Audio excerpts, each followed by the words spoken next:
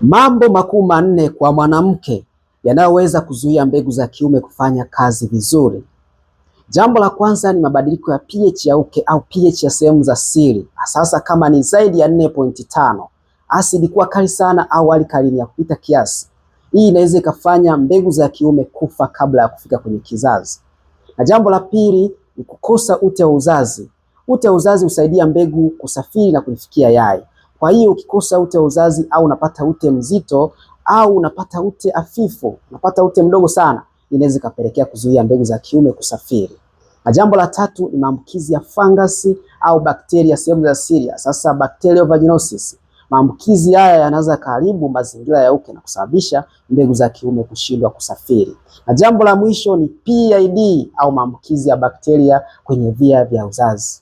Maambukizi haya yanaweza kufanya mirija ya uzazi kaziba na kuzuia mbegu za kiume kulifikia yai. Na mambo mengine ni kama hormone imbalance, uvimbe kwenye kizazi au vinyama vya sehemu za siri, pamoja na kutokwa uchafu mwingi usio wa kawaida, uchafu mzito.